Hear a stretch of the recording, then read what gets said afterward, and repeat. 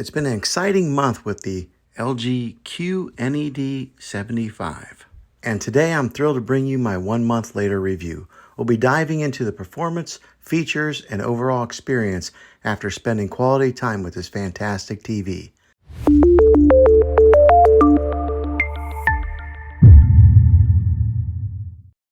Well, hey guys, Juan here. Thanks for stopping by my channel and checking out this video. So if you're watching this, I imagine you're in the market to buy this TV here, or maybe you have purchased it and you're looking to get some of the specifics on it.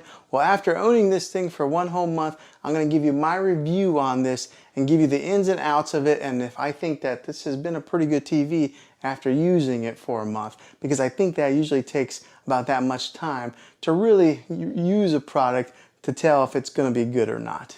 So let's go ahead and dive into some of the review portion of this, and then toward the end of the video I'll give you my final analysis on if it's worth it after using it for a month. All right, so first off, it does have that UHD quality that's on the screen here. Right now I just got like a picture that came on the display here, which is a really cool picture, by the way. But it does have that ultra high definition, and if you're gonna buy a TV, make sure you get one that is a UHD TV. I think a lot of the TVs that are coming out nowadays, that's kind of a standard, but make sure that you're looking for that specific name set, UHD TV. I think just because you're gonna future-proof yourself if you do buy a TV like that. It does have that 4K quality, that quantum 4K processor core that's inside this thing, which makes it really good whenever you are switching from maybe an app to opening up an app. With that quantum core processor that is built into this TV, it makes it pretty quick to pull up any kind of movie or anything that you're looking to watch. So let's go ahead and pull up one of the menus here. And LG does have a pretty fluid menu bar that comes up from the bottom here. And when you first get this TV, it does come pre-installed with all your major apps that you probably use. So it does come with Netflix, your Prime Video, Disney, Hulu, Sling, YouTube, Apple TV. Those are already preloaded in there. Now, when I say preloaded, they're on there, but you do have to download each one, but you download it one time.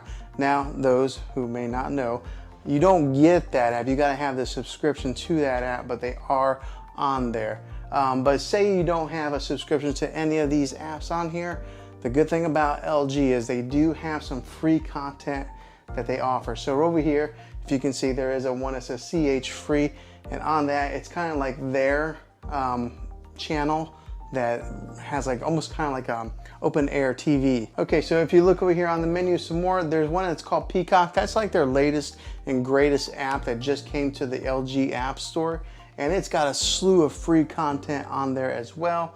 It's got the Google Play Store if you are into that family there of the Google apps. It does have Vudu, Showtime, Stars, Redbox. Remember, we used to have to go buy or rent a DVD and then return to the Redbox store. Well, now you can just rent them right here on the app. It's got the CBS All Access, Spotify, so if you do want to listen to any type of music, you can do that right here on TV. And then it's got YouTube TV if you're into that, and then also just the regular YouTube app below it. So it has pretty much all your major apps that you're probably looking to consume any type of media on. Now, one that it is missing is the Spectrum TV app, which for myself, that's how I watch regular TV. Unfortunately, Spectrum did sign a deal with Roku and Samsung, so their app only goes on those two platforms. So you can't get the Spectrum TV app on here, but I think that there's a whole slew of other options, and if you're looking to get any kind of like live TV media consumption. Now, after testing this TV out for a little bit of time, the one thing that really caught me by surprise is how loud it is. A lot of times I only have to listen to this thing, right here's the volume button, but I usually pull it up to about 18 is where I'm comfortable at listening to it. And I do have kind of a longer room here. 18 is plenty loud for me, so therefore I don't really need a sound bar with this TV. That's just an additional expense. If you're wanting to save a few dollars, I think you'll be okay with that, because a lot of these TVs, the sound is just terrible. But with this one here, it performed pretty well. Now, if you do want to get some of those booming bass sounds whenever you're watching your action TV or anything like that, then yeah, look at maybe adding a sound bar to enhance your movie watching experience. But if you're just looking to save a few bucks, this TV, the sound in it, will do just fine. Now, like I mentioned before earlier in the video, it does have that quantum core processor that helps push that 4K content on this thing, which is great because it gives you that nice, crisp, clear image like this one here that's on the screensaver. That quantum processor helps boost and makes those colors very vibrant, and maybe reduces a lot of the noise that would be in an image. Therefore, it does also translate into video watching, giving you that really dynamic color that you're looking for.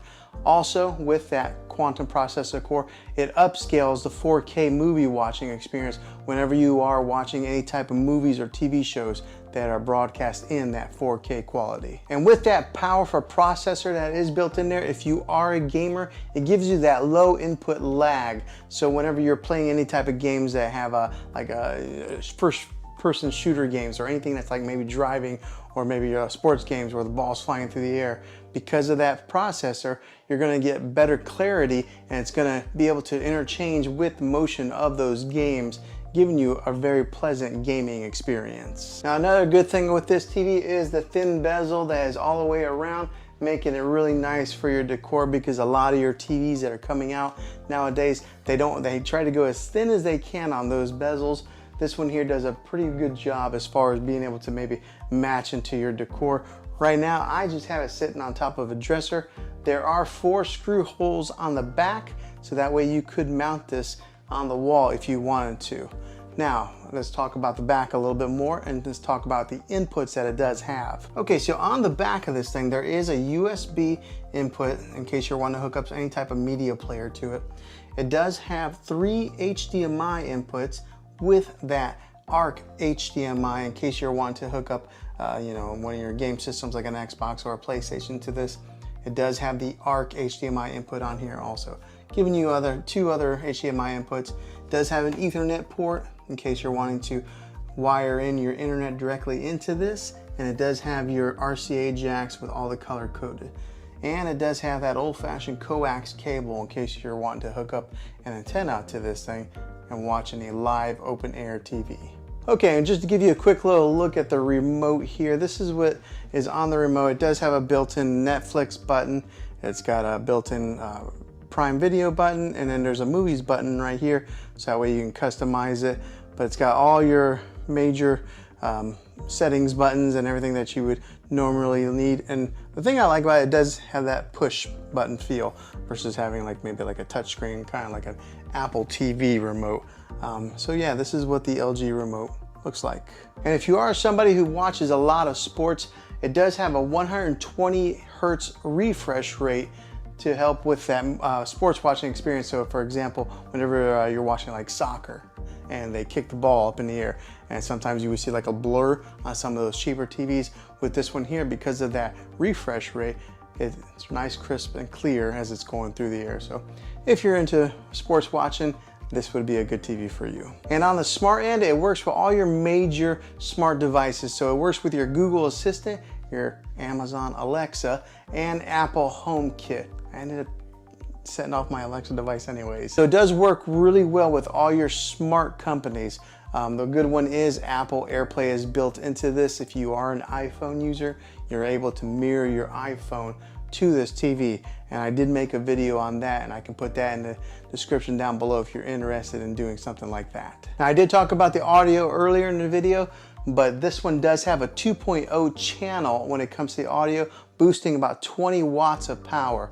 And it is a downward type of audio. So the good thing about it is this is mounted up a little bit higher than a lot of your TVs, and because the sound does point downwards, it bounces off like that and goes into the direction of where you're watching, or maybe bounces off the wall and kind of helps project it out. But it is plenty loud for you. And then just to give you the weight size of the TV, it's a 24.9 pounds. So it does have a little bit of weight to it, but the bigger the TV, the heavier they are. And then fresh out of the box, whenever you do buy one of these LG TVs, they do come with a 1-year warranty. I've never really had to use any warranties on my TV, and I've never bought any extended warranties myself. That's just me being an average consumer, maybe somewhat of a cheapskate. But I never buy any of those extra warranties. but this one does have a 1 year right out of the box. Okay, so would I recommend this TV after using it for 1 whole month? I think that if you are using it in maybe a spare bedroom or using it for gaming, I think that it would be a great TV for those situations. As far as maybe making it your main TV in your living room where you got a bunch of people watching it, I think I would probably upgrade to something a little bit better. But I think for the average person that is watching it in a spare bedroom or gaming, this would be a good TV for you. So maybe this video was helpful to you. Hopefully it was. If you are looking to buy this thing, I'll have a link in the description down below. And if this video, well, if you liked it, make sure you throw a thumbs up on it. Go ahead and subscribe to this channel. I make tech videos all the time, and I'd love to have you back in the next one.